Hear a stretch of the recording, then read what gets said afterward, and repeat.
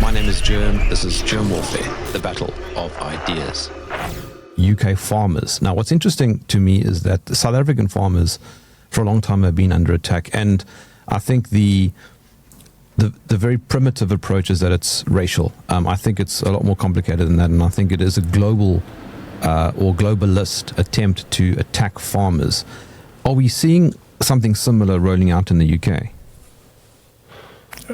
Not in the same style, but yes, the attack on farmers is absolutely there.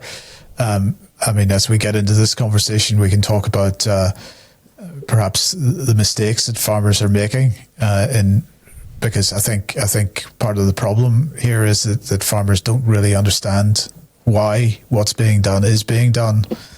Yeah, and it is difficult for people, not just farmers, but for people in general, to shift their perspective to view the state and the government as being something which is potentially attacking them and their livelihoods.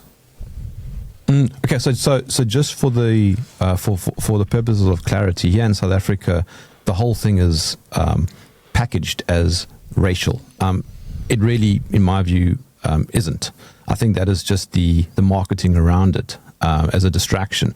Farmer Angus, who was on my show, he said so himself. I mean, he's a farmer, and he says a lot of it has to do with underlying attempts to destabilize the agricultural industry. For example, in South Africa, agriculture is one of the centers of our existence. Now, I suspect the UK also has a very, very foundational agricultural sector. Well, not really. Not anymore. I mean, to qualify, I think, first of all, South Africa and the United Kingdom don't compare at all in this regard, which I'll go on to explain in a minute. But going back, if we're to talk about the position that farmers occupy in terms of their husbandry of the land, but also in their ability to provide food for the people that live in the country, that, as far as the United Kingdom has been concerned, that hasn't really been a thing since, at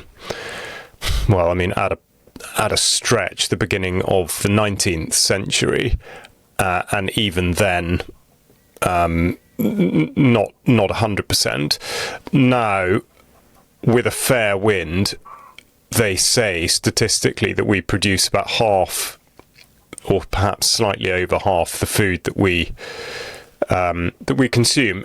That is a gigantic exercise in smoke and mirrors. I think if you look at specifically the commodities, because that's really what they are, that get imported and exported, barley being a really good example, then you get a very distorted picture. And also, of course, that statistic always includes drink. So, to say that just because we can consume beer, for example, that's produced within these shores means that makes us more food secure is again somewhat misleading.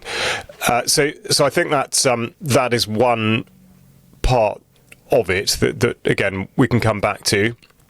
Another thing is what the government describe as support, but is in fact interference, and that's really at the heart of it. And that is something that's fundamentally different between the United Kingdom and South Africa, in that the government, okay, admittedly, this is the government playing the corporate hand, but nonetheless, it is the government's grip on the farming sector that has, effectively does do what it is that we're talking about, which is to absolutely derail everything in the interests of the corporations and to the detriment of the farmers, the land, and the people that are forced to make the choice between food that has been grown or produced in a sort of, sensible, ethical, healthy way, which attracts a higher price, or to consume highly processed and or foreign muck.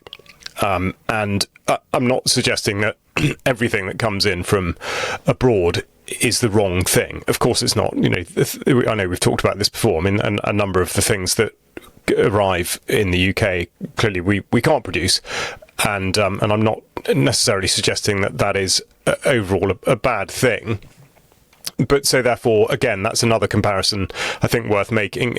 What South Africa is able to produce compared with what the United Kingdom is able to produce due to the conditions. And again, of course, that's not exclusive. South Africa being a much bigger landmass, and therefore there are a much greater range of climates and topography and all that kind of thing. So they're two different things. But yeah, I would say that therefore the reason for contextualizing that is the way in which the attack is made, the way the attack manifests. It looks different, but ultimately the end is the same, and therefore I think a distinction to make with those that are farming, and this is where Angus McIntosh comes into it, is what control do you have over the final sort of place of your product? But basically, are you a slave to either a government or a corporation or not? And that, in this day and age, is the distinction that matters, because that is what will enable you to sink or swim, would be the way I think that I'd look at it. I mean, that's kind of where I was heading with that when I said a globalist attack on agriculture. I mean, the way. Well, hold on, Jeremy, because I think the globalist attack on agriculture is something additional, right? So the government attack on agriculture is making room for what globalists are wanting to do. So in the UK a couple of years ago, a piece of legislation was passed, whose name escapes me at the moment. Charles can help me out with this, but basically it involved the legalization of gene editing in order to produce different types of product, and this could be crops or animal product.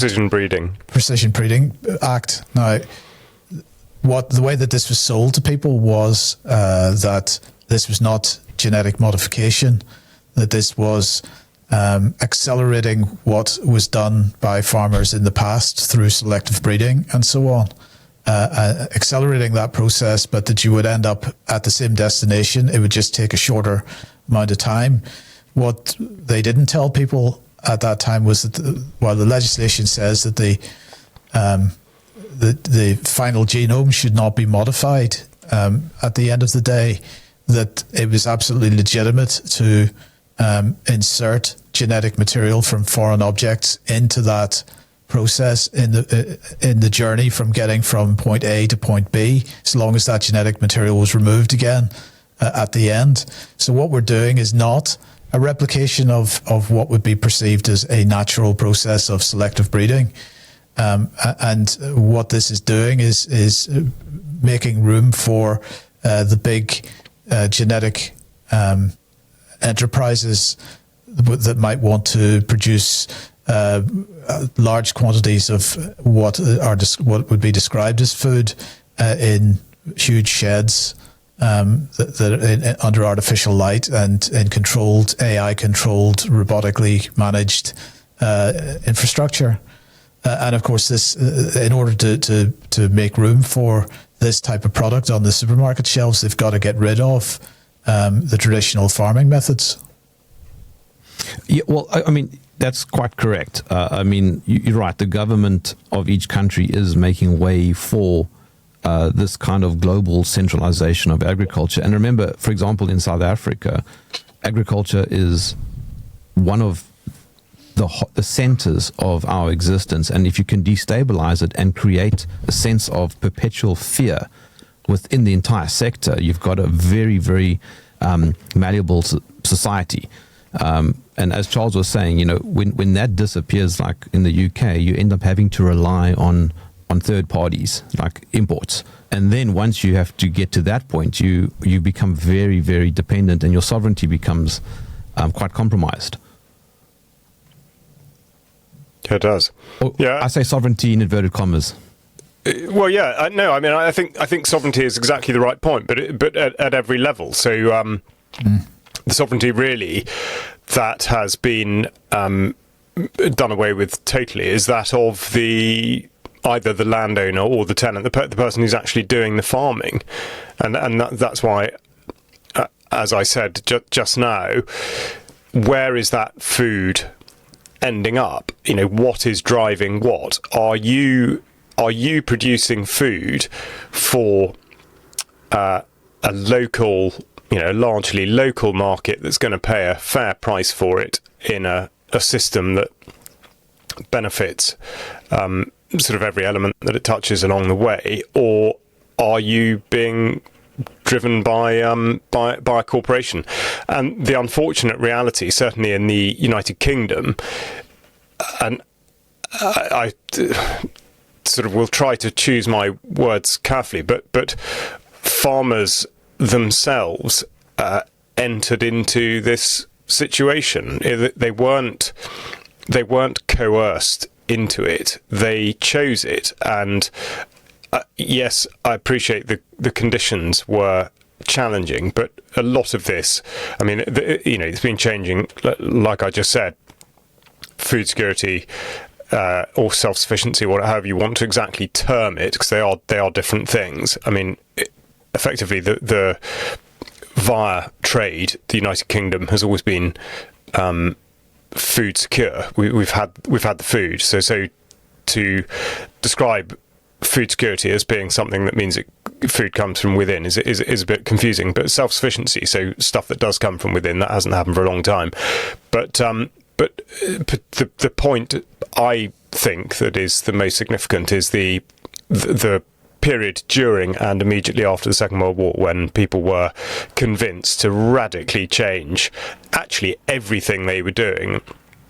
And at the risk of sounding like a broken record, this was just wholesale change. And you look at the legislation that took place during and immediately after the Second World War concerning not just agriculture, but health, the National Health Service, education, all the educational reforms, infrastructure, look at the railways, forestry, I mean, absolutely everything, mining.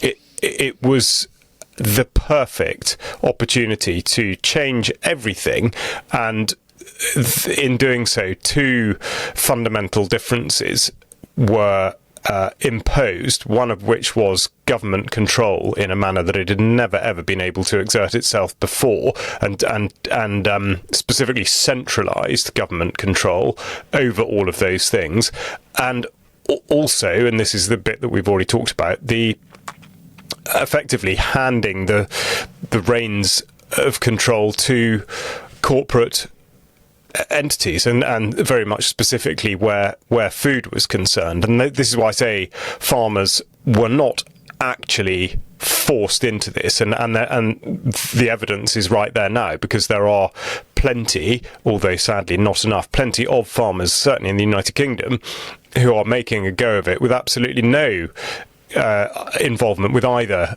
government or corporations. So it absolutely can be done in the way that it was, but unfortunately too many people were blindsided by, ironically, the availability of cheap food from elsewhere. And of course that then became cheap, highly processed food from elsewhere, and then really not actually food at all, and the whole thing has been completely subverted. So actually the sad reality is that even, and again people will balk at this, but a lot of the food, a lot of the produce that is grown within the United Kingdom is actually really not food at all. I mean, it certainly, even if it might sort of vaguely constitute food in the growing stage, by the time it is actually harvested or killed or whatever it is, to describe it as food is again very misleading.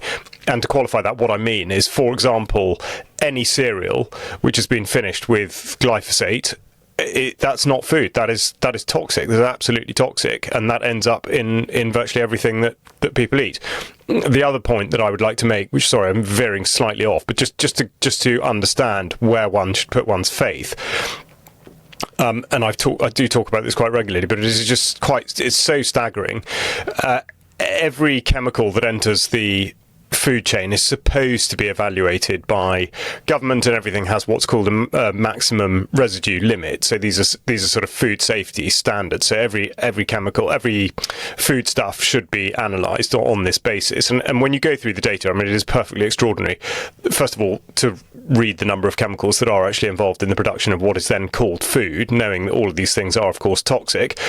The number of foodstuffs that have levels that are beyond the maximum residue limit is quite extraordinary. However, the one thing I want to talk about is sodium chlorate. Sodium chlorate is a banned weed killer and was very destructive. It is very, very, very dangerous to human health, and therefore any of it in any food should be considered hazardous and to be avoided. However, because sodium chlorate, like all these things, anything toxic, of course, just gets repurposed. So rather than being used as a weed killer, it's now used as something that's involved in what's called, very opaquely as food hygiene. So effectively, a lot of foodstuffs get sort of washed with it. So in actual fact, probably the concentration of it is far higher than it would have been if it were just used as a weed killer. But because it's involved in what's called food hygiene, which of course is regarded as something of a sacred cow, it means that it does not fall under this quality or quantity control. So there is no maximum residue limit for sodium chlorate. I mean, that is the level of cynicism where the production of fake, ultra-processed non-food is concerned. I just think that is such a good example of the way things have gone, and so and that strikes right back to the question at the beginning about the attack on farmers. I mean, crikey, then basically people have been pushed into a position where they're actually really destroying the landscape in the name of producing something that is harmful.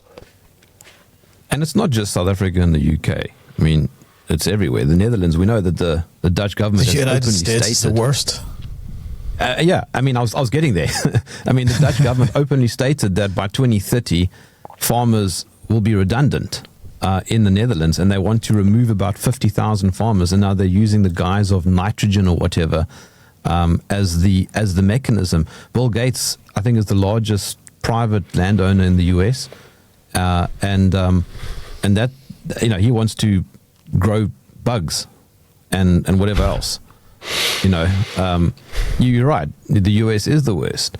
So what you said earlier, Charles, I think rings true, that the end justifies the means. Each country seems to have a different approach to the same result. Yeah, exactly, which is a disaster. I mean, unfortunately, I think, the problem is that we're having conversation now from what is a relatively informed position. And I think it's very easy to forget in this conversation and a lot of the others that we have around these sorts of subjects, how little people know. And I'm not just sort of swinging blame about the place. Look at how hard it is to know. I mean, when was the last time you saw a mass advertising campaign for something that was healthy rather than for some ghastly cornflakes? Yeah, I mean, whatever it is. And actually, I'm minded of what I've just finished listening to your interview with Jason Christoph, Germ, from Wednesday. I love control. Yeah, and I love listening to what he has to say and his specific identification of particular products, particular sort of campaigns and whatnot. But I mean, that the absolute case in point, that everything is about junk. There is, if there were any sincerity to the idea that humans should be strong and healthy, then I think you might see that reflected in the advertising campaigns for foods that engender that type of result. But no, I mean, every single time. Yes, we might say on the one hour, we've done away. We don't advertise cigarettes and alcohol anymore. But ... Look at all this stuff, which will make you destroy yourself. Let me add to that. When they do advertise healthy stuff, healthy in inverted commas, there's a caveat. For example, if they advertise, let's say, red peppers, right? The red peppers will look beautiful and they'll have no imperfection. So we grow our own vegetables, and my wife brought in some peppers into the kitchen a couple of days ago. They looked very nice, but they had marks and all sorts of problems on them, which is expected because She uses nothing other than nutrient-dense soil and water. They're not supposed to look perfect like in the adverts. Yeah. Did you reject them? Did you do a 10% inspection and then reject all of them on site? Because I tell you what, I might sound like I'm joking. I choose my battles with my wife, Charles. Yeah, no. I'll tell you, it is a joke based on an anecdote that is quite remarkable. But some years ago, I did a degree that had a sort of food element to it, and as a part of that, we went to a Tesco distribution centre down near Bristol. And again, I mean, I can't imagine the process has changed very much since. This is how it works, and I think this is such a good, it's sort of eye-opener. Absolutely enormous great warehouse, which has basically sort of goods in and goods out. So you've just got lorries turning up one side with, you know, whatever it is, full of bananas or full of this, that and the other, and then people whizzing around on these sort of motorised forklift things, moving things so that they'll then go off to a particular store. Now, what happens in between those two stages is that people who have the quality control people will go round and they have a little laminated flip book thing, and let's say, so it's peppers. So red peppers, they will go to the enormous, great sort of container-sized deposit of red peppers there, pull out a couple of boxes and look at a very small number of those peppers. Now, at no point will they taste them or test them for nutritional quality, but what they will do is they will look at the shape and the colour of the fruit or the vegetable, and on that basis, they will either accept or reject the delivery. So if, for example, your peppers that you're describing had been, you know, that there'd been several tons of them and there had been blemishes which were above the limit as set out by this little sort of, I mean, it's like a child's sort of, you know, this is a pepper kind of book. I mean, there is nothing sort of intelligent or scientific about this, but this is how they do it. So shape and colour, and if the criteria are not met and let's face it, also they don't go through the whole thing. So luck could have it that for whatever reason they've pulled out a couple of boxes that just have a slightly higher quantity of whatever. You know, they can't possibly speak for the whole thing. They reject it, and in doing so, the responsibility for that food remains with the supplier. So either you're forced to come back and collect it and try to find some other use for it, or you have to then pay Tesco to landfill it. And again, this speaks absolutely to the problem now. Because we say, oh well, you know, the government has control over all of this. They can sort of make it right. Well, in which case, explain why, in order to landfill, it was costing at that point. This was over 15 years ago, but I still remember it was £48 per tonne to landfill, and that would be billed to so you know, basically Tesco in this instance had absolutely no comeback if they just binned, say, 10 tonnes worth of peppers, and those were you know, absolutely edible food. So of course the question from the assembled group of postgraduate students was, well, what the heck? I mean, you know, why would you waste that? What do you not do anything else with it? Is there really no other avenue? And there was kind of, you know, scraping feet on the floor and lots of looking down and a bit shifty. Oh, well, actually, you know, sometimes it can go to Bristol Zoo. What? Because penguins love peppers. I mean, why would it go to Bristol Zoo? It's just insane. So that is the environment in which we are. I say we're living, you know, and we're then on the receiving end of whatever might come through that system. But I mean, that's how it works, and I think that is a tale that people need to hear. I mean, I dare say it may be worse still than that. But the point is that the quality, the nutritional quality of the food and the benefit that it might be giving to the land or to the human has nothing to do with it. and people need to understand that, I think.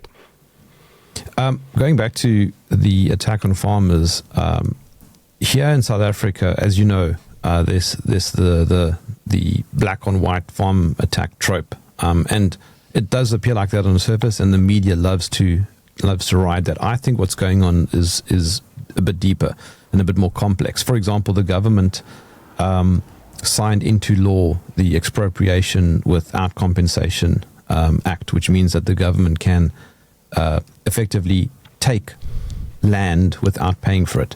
Now, to be clear, I think this is happening worldwide. This is not unique to South Africa. If it were unique to South Africa, then the media might have an argument, but they don't, because this is just a coincidence then in that case. It's obvious that this is part, in my view, of the UN's sustainable development goals, right? One of them is to centralize land, right, and give it over to state ownership for the purposes of sustainability for the future, or whatever they like to market it as. Now, going back to the Expropriation Without Compensation Act, my working theory is that the government is not merely going to take land. I think there'll be a civil war if they do that. I think what they're going to be doing is in line with what the UN wants. And as you said earlier, the government is setting it up, Mike, for exactly that.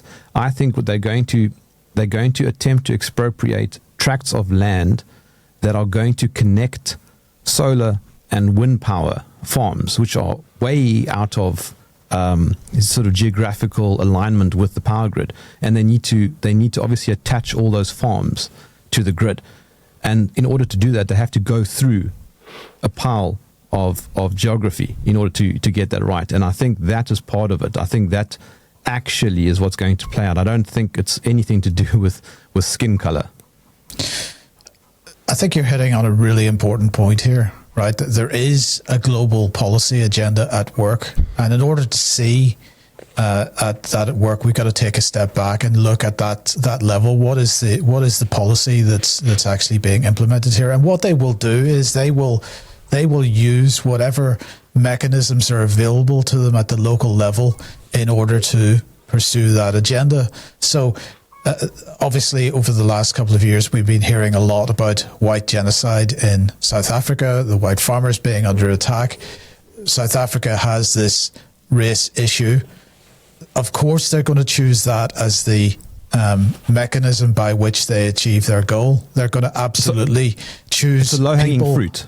It is absolutely low-hanging fruit. They will choose people that are willing to go and beat up or kill or and otherwise attack white farms, and they will then generate the headlines for that, and they'll put it in those terms rather than describing it as being something about the expropriation of land for net zero purposes. Because why would they do that? That would be bringing opposition to their net zero policy. So they'll achieve their goal on two counts, because they'll divide any potential opposition between blacks and whites in South Africa, and they will be able to persuade global populations that this is nothing to do with any kind of globalist policy. This is what they do in every country. They choose the particular points of big pain points that cause the most emotional engagement from the general population, and they absolutely will turn the screw on that. And because people are so emotionally engaged with the local issue, and they're not taking a step back and looking at the global picture, they're not able to see that in fact this is part of a game, and then they're getting involved in it. And it is absolutely crucial that people understand that that's the way that this is played. And as you said, they use the weakness or the low-hanging fruit of that region. Race isn't really an issue in the Netherlands, so they can't use that one. So they use nitrogen as the way to get at farmers and agriculture. They'll use whatever is available to them. In the UK, obviously, migration is being used as a major point of division on so many topics. it's not so much on farming, although there is the issue of how fruit and vegetables are picked in the UK and whether migration is a necessary part of that. But I mean, Charles may have more to say on that. But just look at the way the same policy is being rolled out in multiple countries, and look for the sort of justification, the emotional hook that they get to encourage people to accept the policy at the end of the day. And you've got to look at it in multiple countries and see the same kind of operation going on, and then you can maybe get a clue as to what's actually going on. I just want to quickly add to what I was saying, just so that I'm clear. In South Africa, these solar and wind farms are being built at scale, but they're being built in parts of the country where there's nothing, because that's obviously desirable. Now, in order to get the power from those farms to the central grid, they've got to go through land, and that's the point I was making, just so in case I wasn't clear about that. Yes, I mean, well, on the expropriation side of it here, the way in which it's framed is, well, actually, like you say, on the Sustainable Development Goals, it's just the idea that idea is wrong.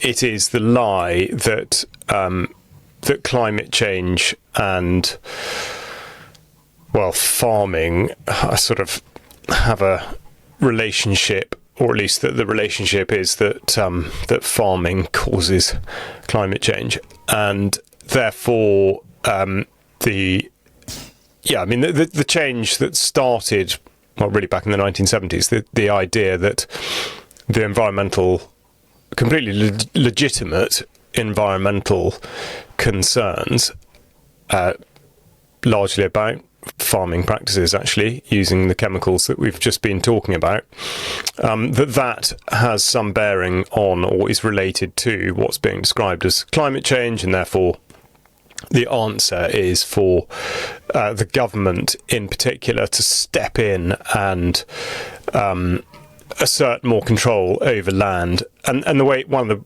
the ways in which this is done, I mean, there are several sort of techniques, but in terms of what might be described as expropriation, Natural England is one of the bodies that's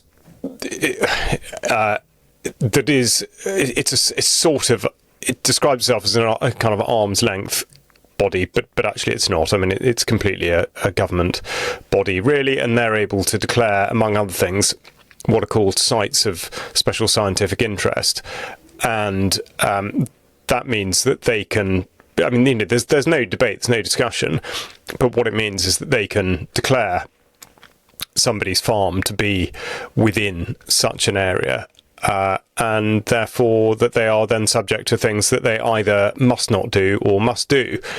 And so whilst it doesn't at this point sort of necessarily remove the land from their ownership, there's no doubt that it's a significant push factor in removing people from that land because they're so restricted.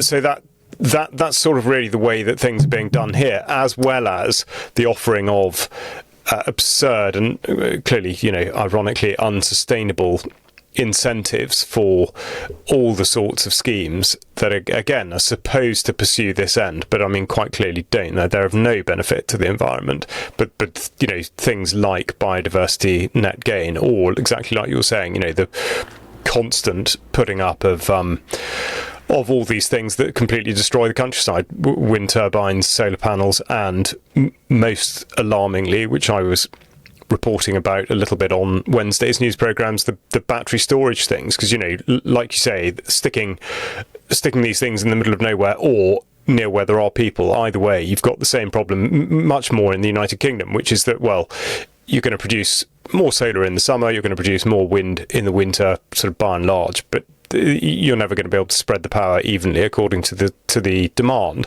So therefore, well, guess what, let's put it in some batteries. And again, who cares if the batteries are going to utterly destroy the environment that we're supposedly saving through all of these measures. So that's sort of part of it. The other part is creating the sense that this is, that all of these things are sort of shared assets. So the model there is to, bit by bit, steal the land off people and then flog it back to them, and either directly or indirectly, directly by actually controlling access to lands that are designated as sort of beauty spaces or national parks or whatever, that yet to take effect because everything is sort of supposedly free, or by the introduction of taxes to be able to pay for this. And this goes right back to what the now king was saying in 1970. He absolutely set the path out then. He spoke in Wales in 1970 and he said, right, we're going to make a big thing of this and you're going to have to pay for it. And this is how it's being done here. So exactly like you've both said, that there's no there's no need to introduce anything more complicated than that. There's no need to introduce a sort of proxy for race or whatever. It's simply predicated on this is a terribly vulnerable thing. We don't trust you to look after it. We're going to take control of it. You're going to pay, and in doing so, you'll lose access to the land. Sticking with the environmental thing for a second, one of the other really egregious attacks on farming that's been taking place in the last 20 years, let's say, has been over the issue of pollution coming off the land into rivers and streams. If a farmer is found to have caused a pollution incident into a river or stream because he spread muck on the ground and then it has rained and some of that has run off into a stream, he will be on the receiving end of fines that could very well see him put out of business. Well, you could say, well, okay, he caused pollution, but actually, when we look at the scale of pollution in Britain's rivers, it's not farming that's the major problem here. It's the water companies themselves who are pumping raw human sewage into rivers and other waterways on a scale that farming has never done. But there's no consequence for the water companies whatsoever. They might get some a ticking off from Ofwat, the water regulator in the UK. They might get a fine which represents a half of a millionth of a % of their turnover. A few £100,000 or something when they're bringing in billions every year.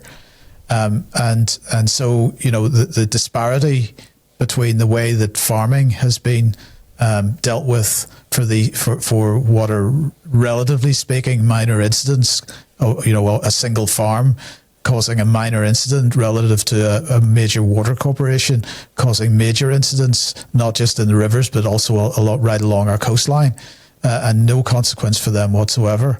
I think that the agenda at work is pretty clear there. I just realized that throughout this conversation, we've been talking about farming and farmers without actually defining what we mean. When I speak about a farmer, generally I'm referring to a commercial farmer. A subsistence farmer obviously doesn't really fall into that category, but I don't think that subsistence farmers are out of the loop. I think they've been targeted also, hence the idea of 15-minute cities, putting people into apartment blocks, that kind of thing, and basically removing the ability to grow their own food. Yeah, I totally agree. I mean, as far as a population is concerned, the people who can look after themselves are absolutely the most threatening to the authorities and the corporations, because they don't need them. There's no dependency there. They have everything that they want and need, and much more dangerously, they have their own ideas. So yeah, I mean, I think there is absolutely an attack on them. Of course, that is a more difficult attack because they are numerous, disparate, and they have small holdings. Of course, to target people who own substantial amounts of land and have sort of larger business interests is a much easier thing to do, and that's why the attack specifically has manifested in the way that it has, and that's exactly why why I go back to the point about the Second World War and how really it was the bigger landowners that were targeted, either through the push for sort of forging relationships with corporations rather than with local markets, and then for bigger landowners who might not necessarily, particularly but talking UK specific, but in sort of parts of Wales or Scotland that are harder to farm, the introduction of subsidy for land that was having nothing done to it. Now, of course, I am absolutely an advocate for wild spaces remaining wild, and I think to go back to some considerable period of time before that which we're referring to, I think the greatest disaster for civilization in every respect was the agricultural revolution of 10,000 years ago, where people decided that they would cede their self-determination in the sort of apparent interests of collective security and stay in the same place and start growing stuff. I mean, that's where this goes back to in my book.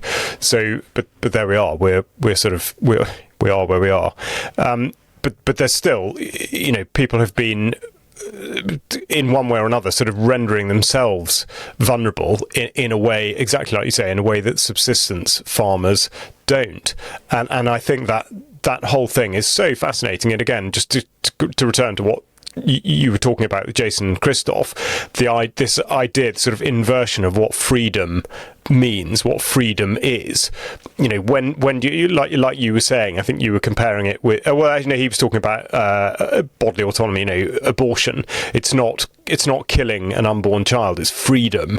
And again, your point about sort of advertising of tobacco and alcohol, somehow smoking a cigarette is going to help you to get to the sort of top of a beautiful mountain, and you just light up your gasper, and there you go.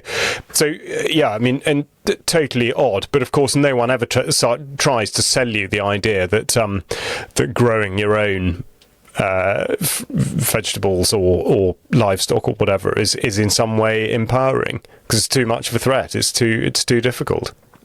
And there's the segue. So you said livestock. So right now, as we are speaking, there's an apparent outbreak of foot and mouth disease right across South Africa. In fact, the president announced a national emergency on TV. It's weird how people do not see the similarity to something that happened 6 years ago. What is going on? PCR testing. Are they running a slaughtered on suspicion policy? Yes. Yeah. And so cattle across. But wait. It gets worse. Cattle across the country are being killed because apparently this is a highly contagious, deadly disease. I read a data point, and this guy is coming onto my show to discuss the actual data. Only 0.2% of all cattle in South Africa have the symptoms of what would be described as foot and mouth. And even then, you can go into a whole discussion around what actually are those symptoms and how serious are they. It's basically just sores in the mouth and some issues with the hooves. That's really it. And if you leave them, they come right after 1 or 2 weeks. Angus is going to explain this also next week on my show. He's got cattle. But the government is now rolling out a mass vaccination program, which includes mRNA. Think about where this is going. This happened in the UK in 2001, this is being presented as being a viral disease, we know that disinfectant does not kill viruses according to the mainstream narrative, and yet they had people walking through disinfectant-soaked mats at ports and airports across the United Kingdom. This was the beginning of the sort of COVID mind control operation, really, in the modern generation.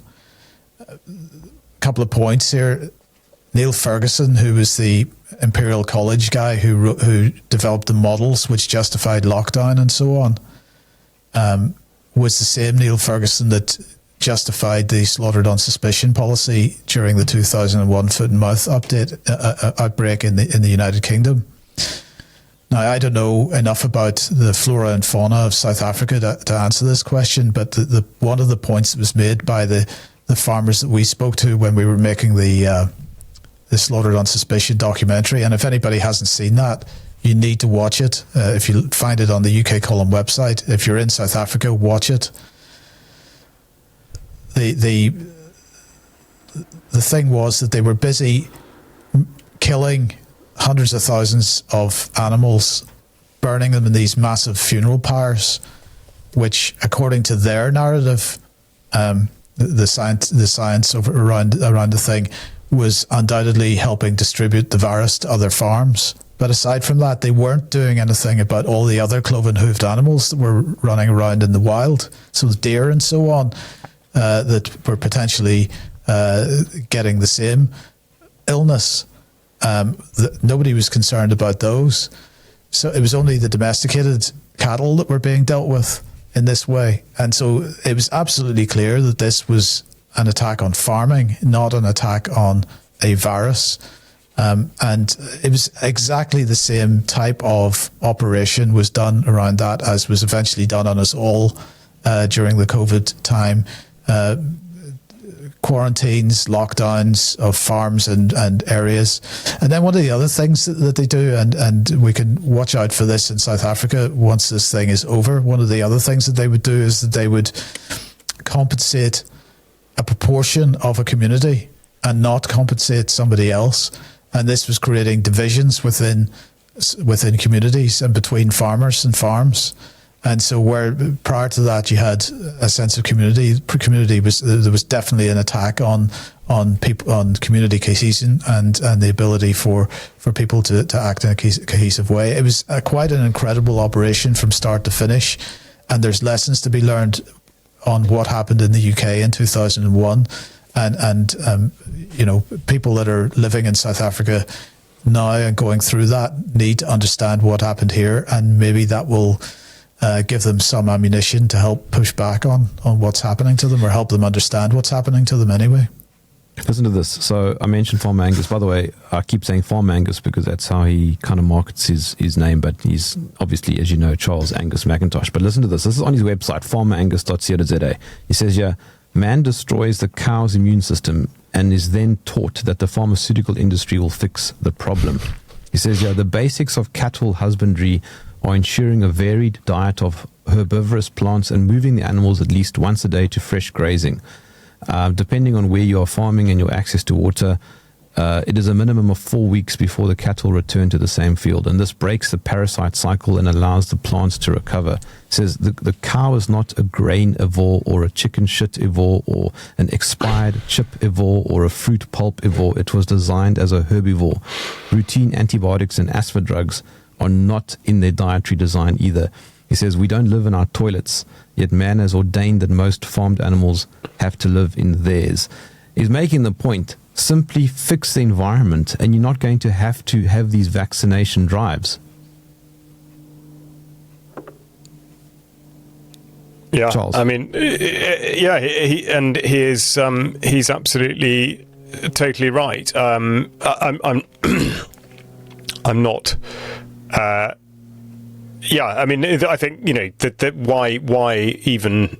I can see why he has, but you know, the reference even to vaccinations or to any other input is, you know, it's absolutely absurd. And actually, it goes back again, this idea of an outbreak. You know, statistics, how on earth are they ever really come by? 0.2% though. I mean, is that no, even I know, but I mean, outbreak? but you know, I mean, so therefore, what it could be zero, it could be so. It doesn't really matter. The point is that the outbreak is actually, there is not an outbreak of foot and mouth. There is an outbreak in the suggestion of foot and mouth, and that's what people fall foul of. So the way to think about that, I would say, is I'm not sure if it really still even happens, but in the summer parliamentary recess in the United Kingdom, the newspapers would enter into what was always described as silly season, and you'd get these absurd reports about whatever it was. But they, I would say, they absolutely speak to the idea of an outbreak. So the moment you had one newspaper reporting about, you know, a dangerous dog, or that a dog bit something unusual, suddenly there was a flood of, oh yeah, no, it's happening. It's absolutely happening all the time. Or people, there was a.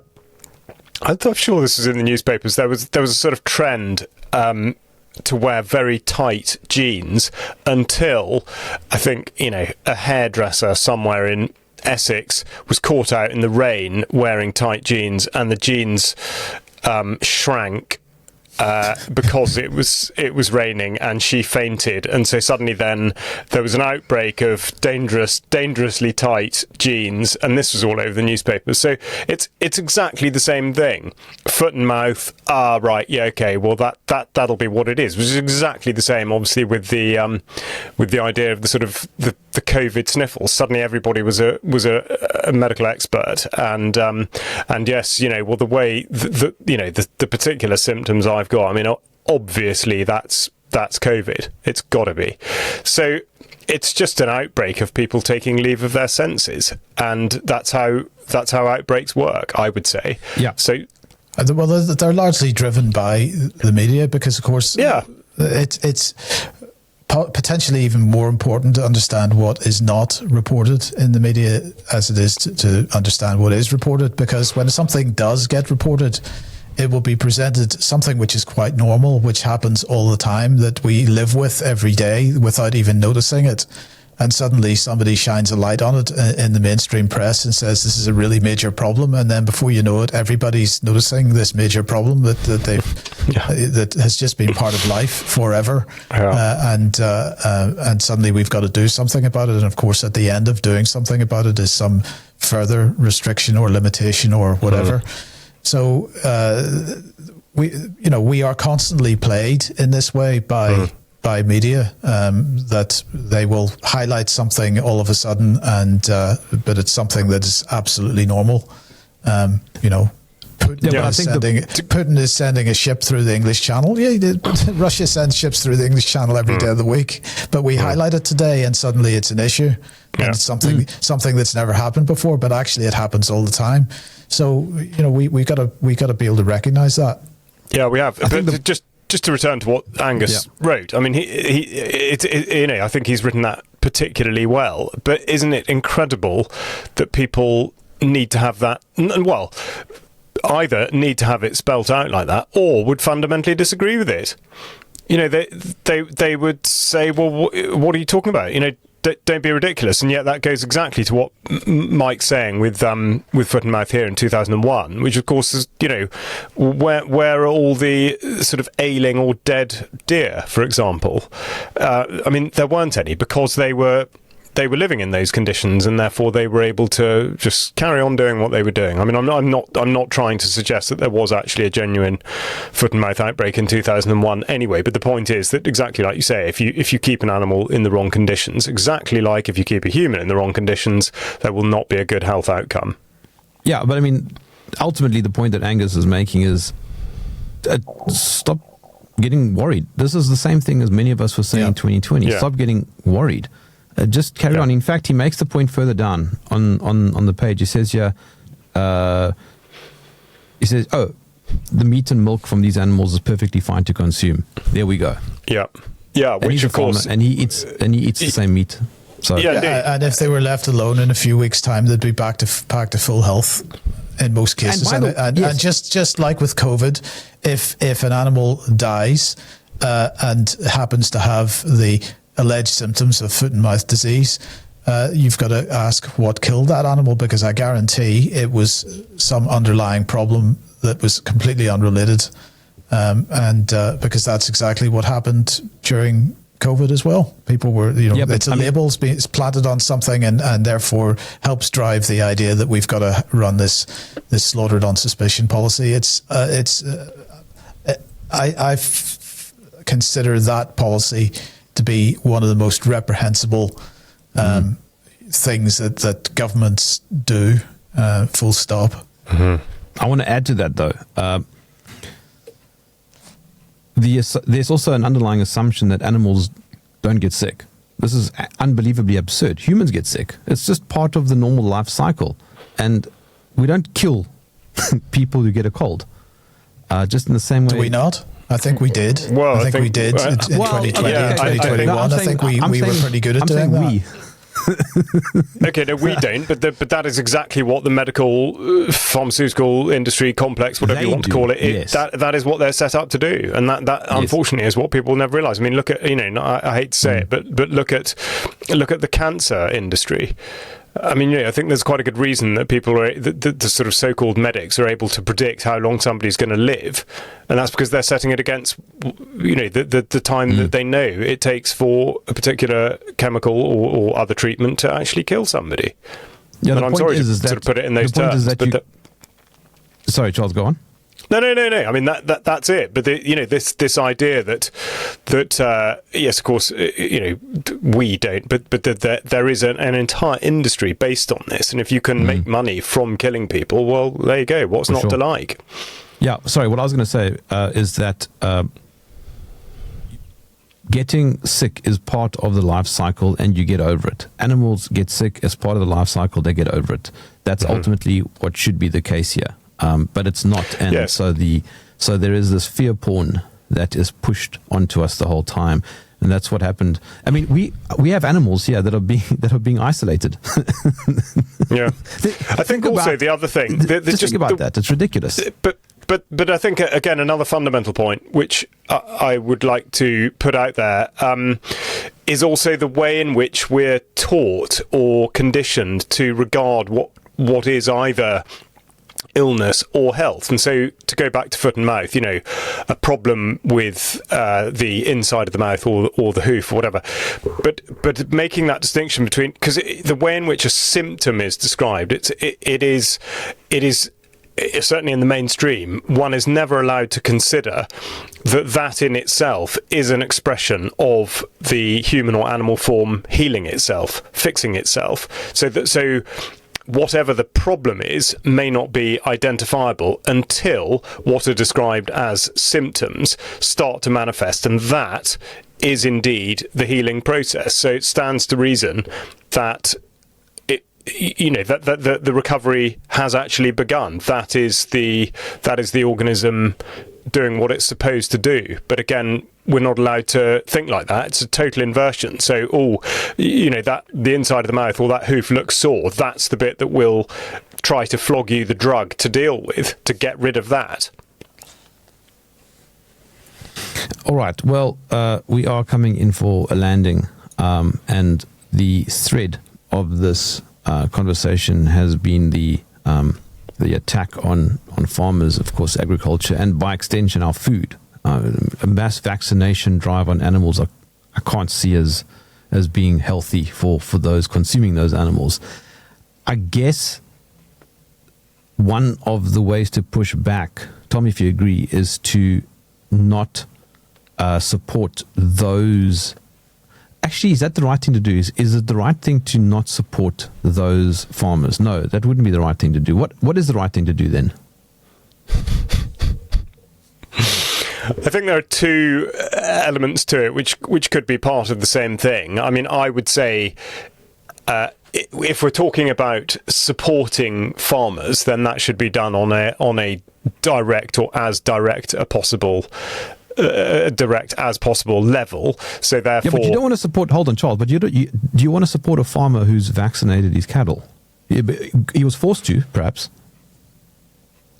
No. Okay. So it has to be part of a process of evolution. But in the first instance, I think the approach directly to farmers, in order that they're not then dictated to, because specifically that the treatment protocols will be dictated back by the purchaser of, if it's livestock, they will have a certain number for a certain stage who will be looked after by a particular person, and they will have a schedule that they must comply with in order for them to go on to the next stage, in order for them to be paid. So breaking that cycle and taking a certain percentage of livestock out so that they can go to a local market that you can deal directly, you have some sort of cooperative, whatever it is, that means that you're already changing that balance away from the necessity for drugs, because of course the other thing is that you're not paying for them. If that's all part of the package that you're growing them for a supermarket or whatever it is, you're not paying for the drugs. Whereas if you're going outside of that, you would be, and therefore it becomes a conscious process, and therefore you can have it as a discussion point, and you would say that you would like the meat without such and such a thing in it. And that obviously not suggesting everyone's going to go along with it, but I would say that's the way to do it, because that you're then taking away power from the corporations, because you're not shopping in the places where they're making their money, and also you're not putting further livestock in their hands by the farmer having 100% of what they're dealing with going out to those end point. So I'd say that, in simple terms, that's the way to do it. But I mean, ultimately, either producing your own food or your food for your family or food for your community, going back to the point about subsistence and how much of a thorn in the side of the establishment or those that currently hold the levers of power, how much of a thorn in their side you are, that's the way to do it, ultimately. But basically what you're saying there, Charles, is it's not supporting farmers. It's not sufficient to just stick on a T-shirt that says no farmers, no food. You've got to actually be supporting them financially as well by encouraging. Yeah. Well, that's it. And again, that is, it's one of the big cons, of course, that you slap a union flag on a piece of packaging, and it doesn't matter really where the food's come from, but people will be given that sense when they go into a supermarket and they see that and think, oh yeah, I'm buying British. That is you are a million miles off the mark. I'm afraid all you're doing is paying for your own demise. Well, on that very uplifting note, I'll catch up with you guys next week.